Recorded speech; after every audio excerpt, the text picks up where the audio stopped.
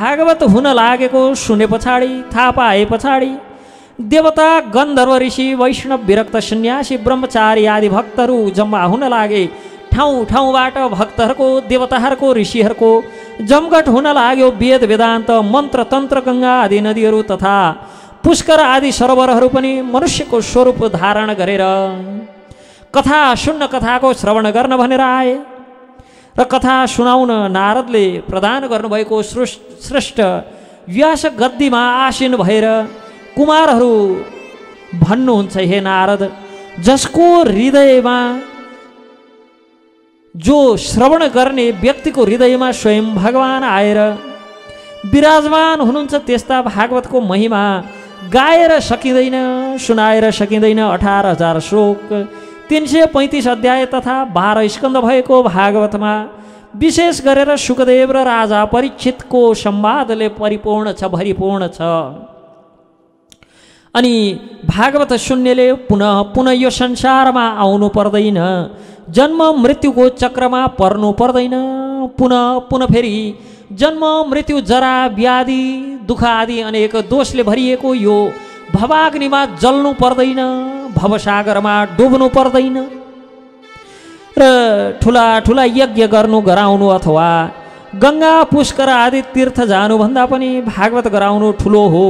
जसले भागवतको आधा वा एक पद मात्रै भए पनि नित्य पाठ गर्छन् तिनीहरूले नित्य अश्वमेध राजसूय आदि यज्ञ गरेको फल प्राप्त गर्छन्, जुन फल तप योग र समाधिबाट पनि प्राप्त गर्न सकिन्न। अप्राप्य त्यस्तो फल सप्ताह भागवत श्रवण गर्नाले सहजै प्राप्त हुन्छ। भागवतको कथा सधैँ सुन्न र भन्न सकिन्छ। यसका लागि कुनै विधि नियम निषेध आदिको नियम लाग्दैन।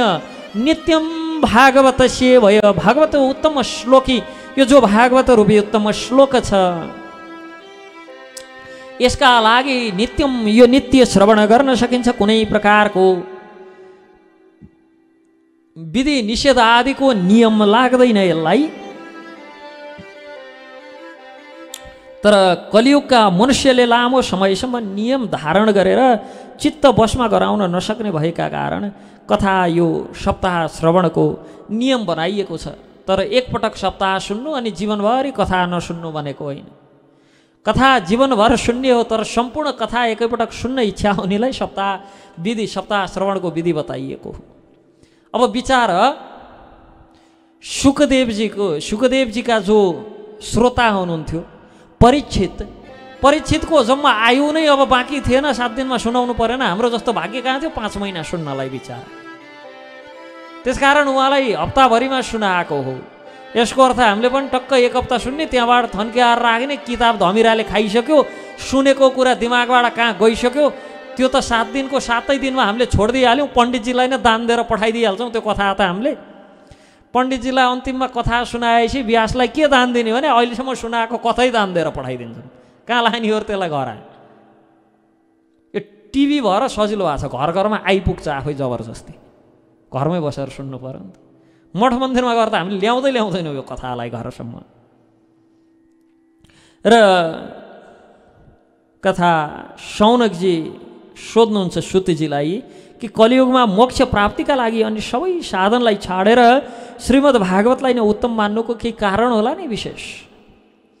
तब सुतजी भन्नुहुन्छ, जब भगवान श्रीकृष्ण यो धराधामलाई छोडेर नित्य धाम प्रवेश गर्न लाग्नुभयो तब उद्धवले त्वं तु यस्यासि गोविन्द भक्त कार्यं विदाय च मच्चित्य महती चिन्ता ताम श्रुत्वा सुखमावह।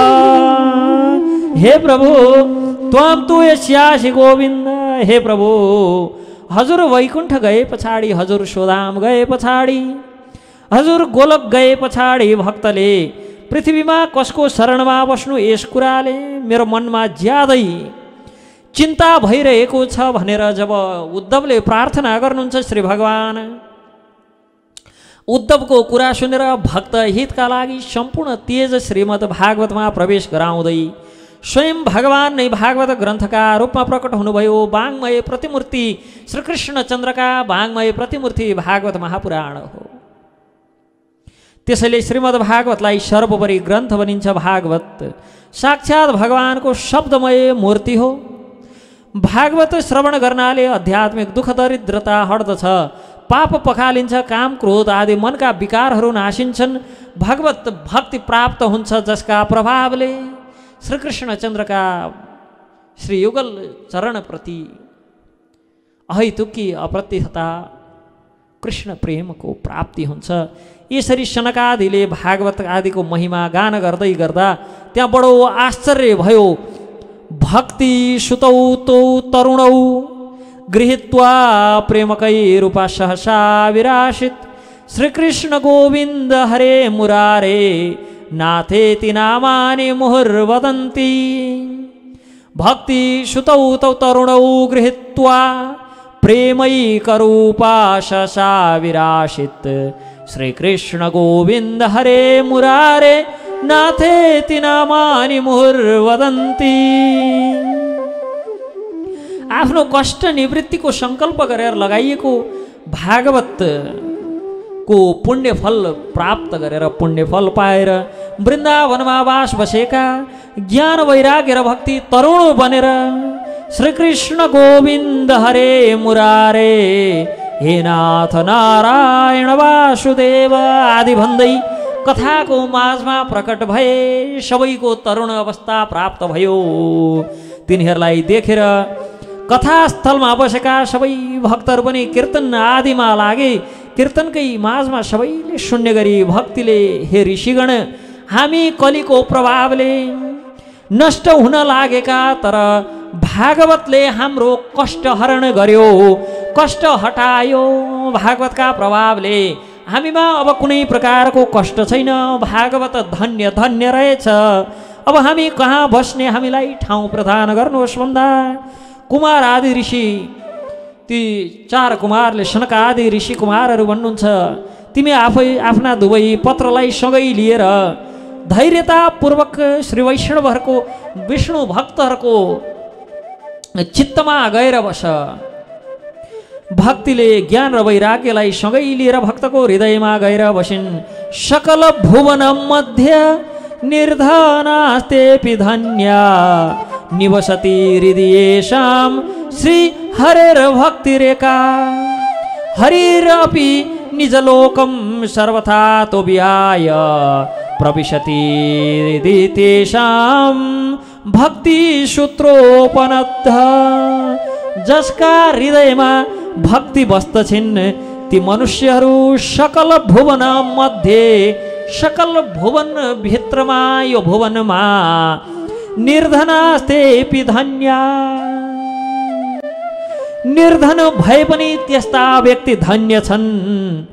अनि भगवान आफ्नो निज धाम छोडेर हरिर अपि निज लोकम सर्वथा तो विहाय प्रविशति हृदिं तेषां भक्ति सूत्रोपनद्ध। कि जो व्यक्तिको हृदयमा भक्ति निवास गर्छिन्, निवसति भक्त्या, जसको हृदयमा भक्तिले निवास गर्छिन् तिनका हृदयमा प्रविशति निज लोको सर्वथा तो विहाय, आफ्नो निज लोक छोडेर प्रविशति हृदि तेषां, त्यस्ता भक्तहरूको हृदयमा भगवान श्रीहरि प्रवेश गर्नुहुन्छ स्वधाम पनि छोडेर। यस्तो भागवतका माध्यमबाट भक्तिले भक्तको हृदयमा सहज प्रवेश पाउँछन् भने ती भक्तिको जहाँ वास हुन्छ त्यहाँ भगवान पनि प्रवेश गर्ने। यस्तो भागवतको महिमा वर्णन गरेर सकिँदैन। भागवत परब्रह्मको स्वरूप हो। भागवतको कथा सुन्ने सुनाउने सबैलाई भगवान श्रीकृष्णचन्द्रले कृपा गरेर मुक्ति प्रदान गर्नुहुन्छ। यसरी हरिद्वारमा भागवत भइरहेको थियो। स्वयं भगवान प्रकट हुनुभयो। सबै भक्तहरू जय जयकार गर्दै घर परिवार आदि आफ्नो शरीर समेत भुलेर भगवानको श्रीहरिको नाम उच्चारण गर्दै नृत्य गर्न लागे। हरे कृष्ण कृष्ण कृष्ण हरे हरे, हरे राम राम राम हरे हरे। ज्ञान वैराग्यलाई जगाएर भक्तिको कष्ट निवृत्ति गर्ने आफ्नो प्रतिज्ञा पूरा भएकोमा नारद बडो खुसीले गदगद हुनुभयो। इस प्रकार नारदले भागवतको यजनद्वारा भक्तिको ज्ञान र वैराग्यको उद्धार गर्नुभयो। अनि भक्तिले भक्तहरूको हृदयमा निवास गर्न लागेन ज्ञान र वैराग्यलाई साथमा लिएर। त्यसकारण भक्तहरूको हृदयमा दिव्य ज्ञान हृदय प्रकाशित, जो भक्तिको मार्गमा लाग्छ त्यस्तो व्यक्तिको त्यो हृदयमा दिव्य ज्ञान स्वत प्रकाशित हुन लाग्छ, वैराग्य स्वत आउन लाग्छ, परमार्थ स्वत प्राप्त हुन्छ, श्रीधाम स्वत प्राप्त हुन्छ। र तत्पश्चात नारदजी कुमारहरूलाई ती ऋषि कुमारहरूलाई शनक आदि 4 कुमारहरूलाई सँग अगाडि भन्नुहुन्छ, हे प्रभु, आज मैले भागवतको अलौकिक महिमाको म स्वयं दर्शनार्थी भएँ। मैले भागवतको अलौकिक यो जो महिमा छ यसको प्रमाणको म साक्षी बने।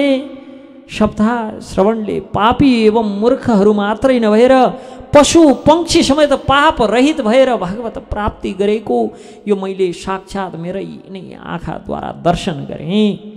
पापको नाश गराएर चित्त शुद्धि पार्न भागवत समान अर्को कुनै साधन रहेनछ भन्ने कुरा मैले बुझेँ।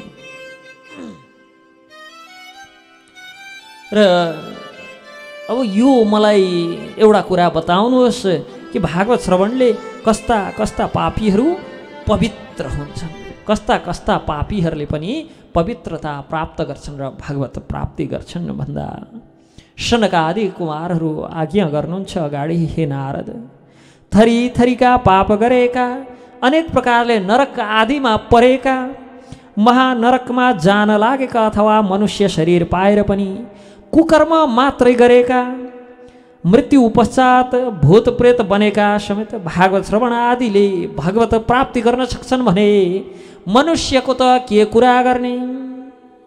र एउटा इतिहास बताउँछु म। तुङ्गभद्रा तटे पूर्वम अभूत्पत्तनम उत्तमम यत्र वर्णा स्वधर्मेण सत्य सत्कर्म तत्परा। प्राचीन कालको प्रसङ्ग हो। तुङ्गभद्रा नाम गरेको नदी किनारमा एउटा गाउँ थियो। त्यहाँ वेद वेदाङ्ग एवं धर्मशास्त्रका ज्ञाता आत्मादेव नाम गरेका ब्राह्मण बस्दथे। उनकी पत्नीको नाम धुन्धुली थियो। धुन्धुली ज्यादै क्रूर, झगडालु र कुराउटे स्वभावकी थिइन्। त्यतिखेर चाहिँ यिनी एउटै मात्र थिइन्, त्यही भएर आश्चर्य लाग्थ्यो। आजकल त सबै छन्, अचम्मै नलाग्ने, यो त दुर्गुण जस्तै नलाग्ने, सबैमा त हुन्छ नि, कमन प्र्याक्टिस जस्तो हो कि। अब एउटा मात्र, आजकल त कोही बिचारा सोझा साझा मान्छेले देख्ने हुन्न, कस्तरी हेर्छन्, कस्तो लाटो बुङ्गो छ भन्छन्। अब आजकल त धर्मात्मा सन्त सोझो साझो पो हुनुहुन्न। पहिले चाहिँ धुन्धुली क्रूर झगडाउले कुरौटे स्वभावकालाई अचम्म लाग्थ्यो, यस्ता स्वभावका पनि मनुष्य त नरपिचास हुन् भन्ने लाग्थ्यो। आजकल त सोझा साझा चाहिँ अचम्मका लाग्छन्, यी चाहिँ एलियन कुन ग्रहबाट आयो होलान् है भन्ने लाग्छ, यो कुन ग्रहका वासी होलान् भन्छन्। अब यो मान्छे त गौ प्राणी नै रहेछ नि भन्छन्, गाई बनाउँछन् त्यसलाई। किन अब यस्तो यो क्रूर हुने, झगडालु हुने, कुराउटे हुने, यो त सबैको स्वभाव हो। कुराउटे हुने स्वभाव त कसको छ भन्ने कुरा अब यहाँ त यहाँ भलिभाती काठमाडौँ बसेपछि पो थाहा हुन लाग्यो। एकदम आजकल त सन्त महापुरुष देखेकाहरूकोमा पनि यो स्वभाव हुँदो रहेछ। यताका कुरा उता लाउने, उताका कुरा त्यता लाउने, झगडा गराउने, बिचमा एक प्रकारको मिसअन्डरस्ट्यान्डिङ बनाइदिने, अनि ती दुईटालाई फुटाएर फाइदा लिने, त्यतापट्टि जाने, यसको कुरा काट्ने, रे यसले त्यसो भन्दै थियो, त्योसँग सङ्गत नगर्नुहोस् है, बरु के सहयोग गर्नु छ मलाई नै गर्नुहोस् भन्ने, यता आउने खतम रहेछन् त्यो मान्छे। केही गर्नु छ के गर्नु छ त्योसँग चाहिँ सङ्गत नगर्नुहोस् है, बाँचेर सङ्गत गर्नुहोस् भन्ने। अनि यताबाट पनि फाइदा लिने, कहिल्यै नसोच्ने ती दुईटाको कुनै दिन जम्का भेट होला भनेर कहिल्यै नसोच्ने। आत्मदेवसँग सम्पत्ति थुप्रो थियो तर सन्तान थिएनन्। सन्तान प्राप्तिका लागि अनेक प्रयत्न गरे, सफल भएनन्।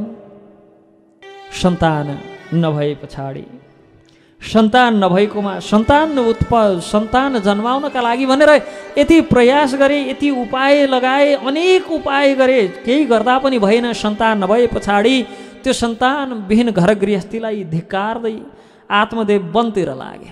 धिक्कार छ मेरो गृहस्थीलाई, सन्तान भएनन्। वनमा सन्तसँग भेट भयो। बडो दुखी भएर सरोवरको छेउमा बसेका थिए। सन्त आइपुग्नुभयो। रुँदै सन्तलाई सारा व्यथा सुनाए। हे महात्मा, मेरो कुनै सन्तान छैनन्। म जुन गाई पाल्दछु ती गाई समेत बाँझी हुन्छन्।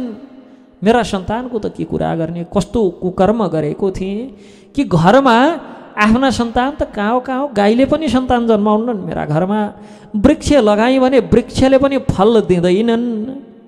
योभन्दा अरू ठुलो दुर्भाग्य के होला र? सन्तानहीन भएर घरमा बस्नुभन्दा बरु वनको बास उत्तम भन्दै म त घर छोडेर आएँ।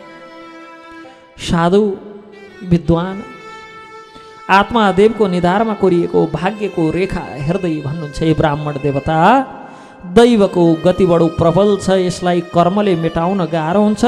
यस जन्ममासम्म होइन, आगामी अनेक जन्मसम्म तिम्रो सन्तान हुँदैन। बिचारा छोरो चाहियो भन्दै गएका कति जन्मसम्म सन्तानै हुँदैनन् भन्दै, 7 जन्मसम्म तिम्रा सन्तान हुँदैनन्। सन्तानका लागि चिन्ता गर्नुको सट्टो ज्ञानको आश्रय लिएर भगवानको भक्तिमा लाग, भगवानको भजन गर, भगवत प्राप्तिको मार्गमा लाग। यसरी सन्तले अनेक हिसाबले सम्झाउन खोजे। विनाशकाले विपरीत बुद्धि। सन्त विचार सम्झाउँदैछन्, आत्मदेवको मन मान्दैन। रुँदै भन्छन्, हे साधु, जसरी भए नि सन्तान प्राप्ति गर्ने उपाय दिनुहोस्, नत्र म आत्महत्या गर्छु। ल हेर धर्म सङ्कट, यसैलाई भन्छन् विनाशकाले विपरीत बुद्धि भनेर। कि सन्तान जसरी भए नि चाहियो, नत्र आत्महत्या गर्छु। तिनको ढिठ देखेर, जिद्दीपना देखेर साधुले एउटा फल दिँदै, तिमीले यो फल पत्नीलाई दिनु, यसको प्रभावले उनी पुत्रवती हुने छिन्। 1 वर्षसम्म सत्य बोल्ने, सात्विक भोजन गर्ने, दिन दुखी गरिब गुरुवालाई नित्य दान दिने जस्ता सत्कर्म गरिन् भने बडो सुन्दर पुत्र प्राप्त हुन्छ।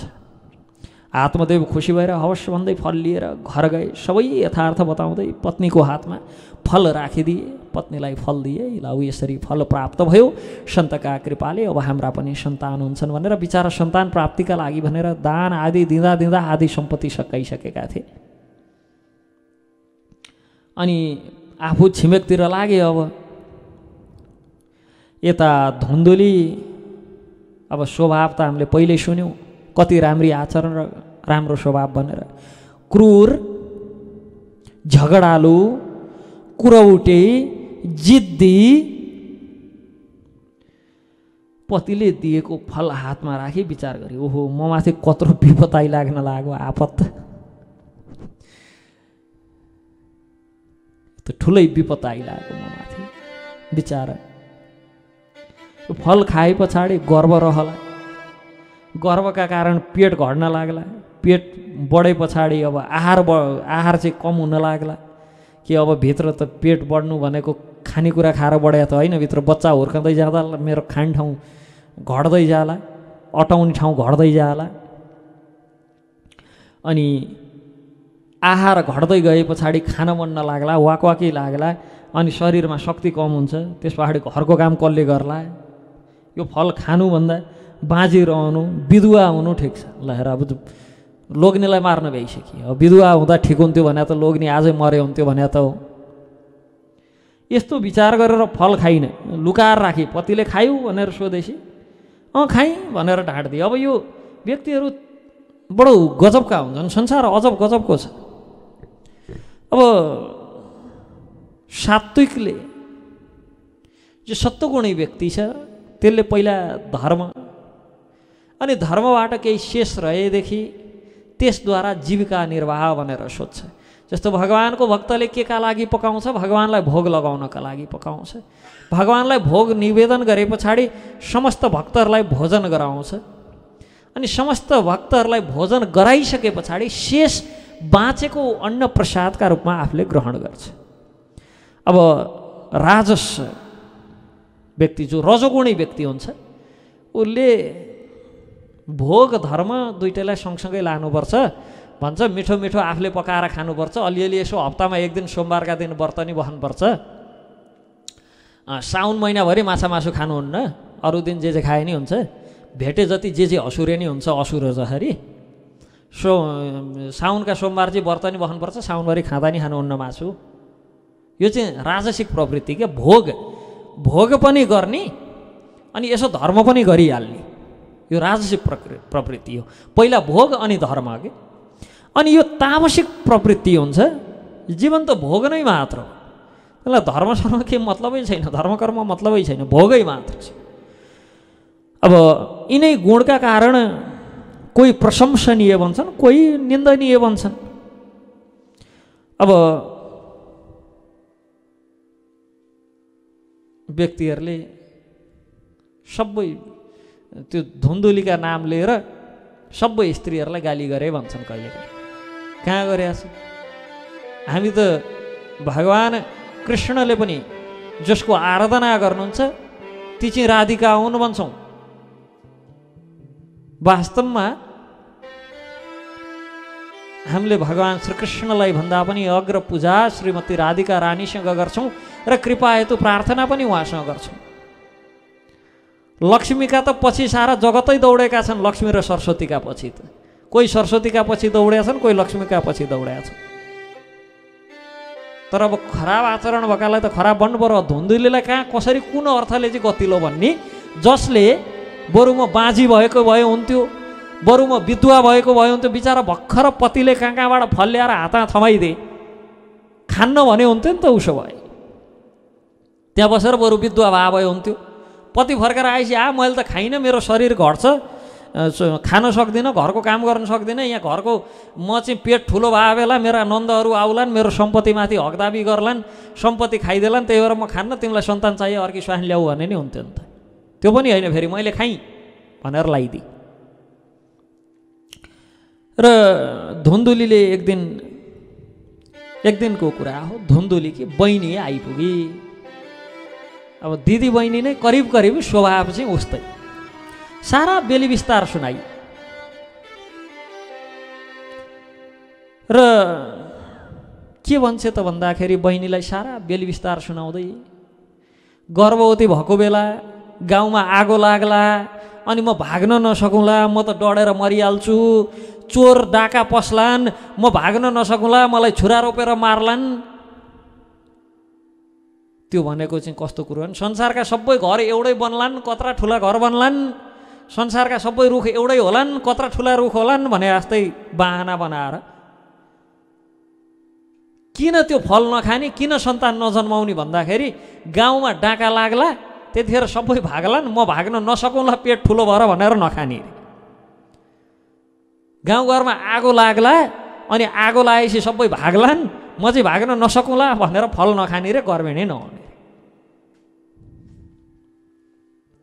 कारण पनि कस्ता गजबका छन् कि बहाना पनि। बरु आजकलको जस्तो भन्नु छोराछोरीलाई दुध चुसायो भने यता चाहे पोतो आउँछ, त्यही भएर दुध चुसाउनु, त्यो के भन्छन् त्यसलाई, त्यो यहाँ रबर भएको यसरी मुखा दुध चुसाउने बुढाहरूलाई दुधदानी, त्यसमा दुध हालेर चुसाउँछु भन्नु। अहिले बरु बाहना अलि धुन्दुलीको भन्दा अलि पत्याउन मिल्ने खालको बाहना आजकलका धुन्दुलीहरूले दिन्छन्। अब त्यो बच्चा जन्माउने तर बच्चालाई स्तनपान नगराउने, दुध नचुसाउने भने त धुन्दुलीकै सेकेन्ड पार्टहरू हुन् नि त।